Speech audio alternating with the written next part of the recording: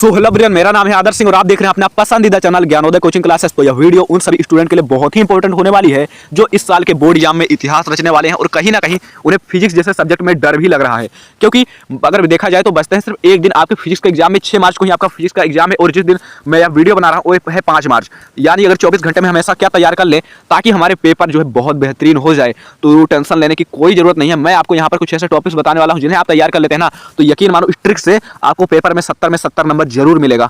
अगर 70 नहीं तो कुछ लोग 65 का टारगेट करे ही होंगे ना, तो उतना आपको जरूर मिल ही जाएगा अगर इस एक दिन में, बचे हुए एक दिन में अगर आप ये तैयार कर लेते हैं। क्योंकि कहते हैं ना भैया कि अंत भला तो सब भला, इसलिए आपने साल भर कुछ भी नहीं पढ़ा है तो कम से कम इन टॉपिक्स को जो मैं बताने वाला हूं आप तैयार कर लीजिए ना, तो आपके 95 नंबर में फिजिक्स में आ ही जाएंगे, मैं ये गारंटी देता हूं। ठीक है, और मैंने हिंदी सब्जेक्ट में भी ऐसा ही मैंने लोगों को बताया कि ये तैयार कर लो, और लोगों ने वही तैयार किया और बता भी कि बिल्कुल वही सेम पेपर आया। और मैं पिछले साल भी बहुत सारे लोगों को बताया हूं मैं, और वही उन्होंने यही टॉपिक तैयार करके गए और पूरा फोड़ कराए। इसलिए आपको भी यही टॉपिक तैयार करना है। टॉपिक कौन सा मैं दिखा देता हूं आप सभी को, बिना एक भी सेकंड देरी करते हुए। तो भैया सबसे पहले अगर चैनल पर नए हैं तो आपको एक लाल बटन दिख रहा होगा सब्सक्राइब का, उसे सब्सक्राइब वाले बटन को क्लिक करके बेल आइकन को आपको ऑल पर सेट कर देना है। बेल आइकन को आपको ऑल पर सेट कर देना और कुछ भी नहीं करना है। ठीक है, आपको इस चैनल की सुविधाएं लेने के लिए आपको कुछ भी नहीं करना, लाइक कमेंट शेयर कुछ भी नहीं करना, बस सबसे पहले आपको चैनल को सब्सक्राइब करके रखना है। ओके मेरे भाई, और यहाँ पर मैं बताने क्या वाला हूँ मैं बता देता हूँ। यहाँ पर मैं आपको थ्योरी बताने वाला हूँ, आपके थ्योरी वाले क्वेश्चन, न्यूमेरिकल वाले क्वेश्चन, आंकिक प्रश्न, फॉर्मूला, उसके साथ ही साथ पूरे डेरिवेशन जो आपके 5 अंकों में आते हैं, सारे डेरिवेशन सब कुछ एक क्लास में बताने वाले हैं। चलो, तो यह वीडियो बहुत ही इंपॉर्टेंट होने वाली है।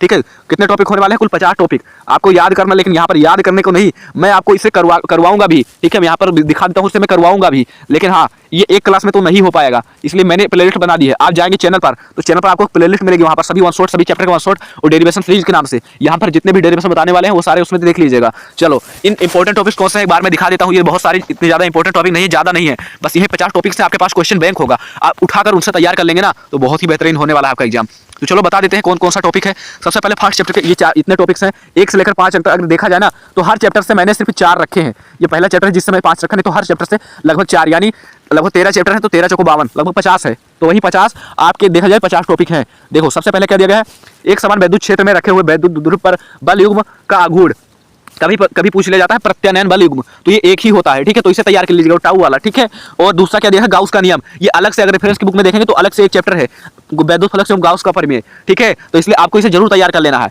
ये गाउस का प्रमेय तो पूछा ही जाएगा और इसके 3 अनुप्रयोग है, यहाँ पर एक अनुप्रयोग दिया भी गया है। ठीक है, तो जरूर तैयार कर लेना गाउस और उसके 3 अनुप्रयोग, यहाँ से एक नया क्वेश्चन मिल जाएगा आपको। और देखा जाए तो वैद्युत ध्रुव के कारण अक्षीय और निरक्षीय स्थिति में वैद्युत क्षेत्र की तीव्रता, अक्षीय और निरक्षीय दोनों याद कर लेना। ठीक है, दोनों तैयार कर लेना, मैंने डेरिवेशन सीरीज में करवा दिया है और मैंने कल भी करवाया था, आप जाकर देख लेना चैनल पर। ठीक है मेरे भाई, आपको मिल जाएगा। अब ये दूसरा चैप्टर का है समविभव पृष्ठ। समविभव पृष्ठ क्या होता है, इसकी आपको विशेषताएं पूछता है। क्या पूछता है? विशेषताएं। वही पृष्ठ होता है जिसके प्रत्येक बिंदु पर क्या होता है, वैद्युत विभव समान हो। ठीक है, तो वही पृष्ठ क्या कहलाता है, समविभव पृष्ठ। उसके बारे में आपसे पूछा गया है। उसके बाद में देखा जाए जिस तरह आपको अक्षीय और निरक्षीय स्थिति में वैद्युत क्षेत्र पूछा गया था, उसी तरह आपको अक्षीय और निरक्षीय स्थिति में आपसे क्या पूछा जाएगा, वैद्युत विभव पूछा जाएगा। ओके मेरे भाई, और तीसरा ये संधारित्र वाला बहुत पूछा जाता है, संधारित्र और समांतर प्लेट संधारित्र की धारिता, धारिता बहुत पूछा जाता है। और किरचॉफ के नियम ये तो बिल्कुल भी नहीं छोड़ना। स्थितिज ऊर्जा का मैंने कल करवाया था, U = ½ CV²। आवेश की संधारित्र की स्थितिज ऊर्जा का सूत्र हमने पूरा डेरिवेशन करके दिखाया था। किरचॉफ का नियम 2 नियम है, दोनों में से एक नियम जरूर पूछा जाएगा, नहीं तो यहाँ से एक सूत्र निकलता है, उस सूत्र पर आपसे न्यूमेरिकल पूछ लिया जाएगा। याद रखना, किरचॉफ के 2 नियम थे, एक धारा का नियम था, एक वोल्टता का नियम।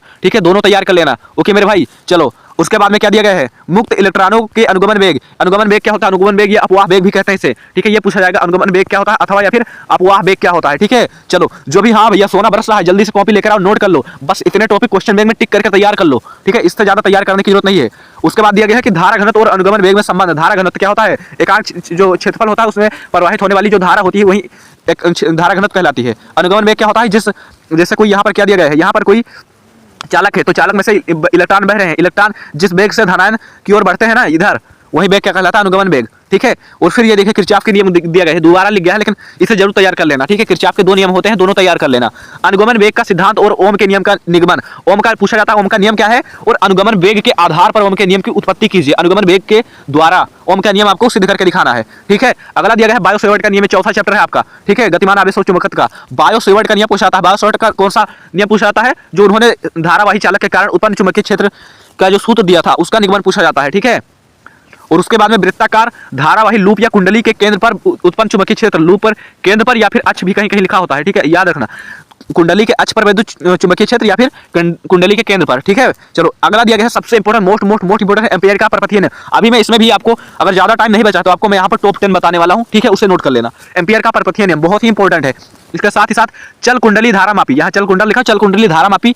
उसके साथ साथ अगला क्या दिया गया है, बाह्य चुंबकीय क्षेत्र में स्थित आयताकार धारा लूप पर कार्यरत बल आघूर्ण या प्रत्यानयन बल युग्म एक ही होता है, याद रखना। वैद्युत चुंबकीय प्रेरण क्या होता है, ये बहुत पूछा जाता है। और हाँ, ये पूछा जाता है वैद्युत चुंबकीय प्रेरण क्या होता है, वैद्युत चुंबकीय प्रेरण के संबंधित फैराडे के नियम लिखिए, ठीक है, ये पूछा जाता है। और ये स्वप्रेरण और अन्योन प्रेरण ये अलग से भी पूछा जा सकता है, 3-3 नंबर में पूछा जाता है, स्वप्रेरण और अन्योन प्रेरण। ये कभी इसका गुणांक पूछ लिया जाता है, स्वप्रेरण गुणांक क्या होता है, अन्योन प्रेरण गुणांक क्या होता है, ठीक है, एक मिल जाएगा आपको। चलो अगला क्या दिया गया है कि श्रेणी अनुनादी परिपथ, ये उतना ज्यादा इंपॉर्टेंट नहीं है पर इंपॉर्टेंट में ले सकते हो आप, लेकिन ये वाला सबसे इंपॉर्टेंट है। ट्रांसफार्मर का सिद्धांत, ये मोस्ट इंपॉर्टेंट है, ठीक है। इसकी संरचना और कार्यविधि का वर्णन किया जाता ना पूछा जाता है, और वहीं आपको करना होता है। वैद्युत चुंबकीय तरंग, ये पूरा चैप्टर है, और देखा जाए तो इस चैप्टर में इसी का राज है, वैद्युत चुंबकीय तरंग क्या होता है, यही क्वेश्चन डायरेक्ट पूछ लिया जाता है हर साल। मैक्सवेल का वैद्युत चुंबकीय तरंग का सिद्धांत, मैक्सवेल के वैद्युत चुंबकीय तरंग, कुछ वैद्युत चुंबकीय तरंग के नाम भी दिए गए हैं, उसमें आपको गामा के अल्फा वो सबको आप तैयार करना है, अभी आएगा आगे मैं दिखा दूंगा, ठीक है।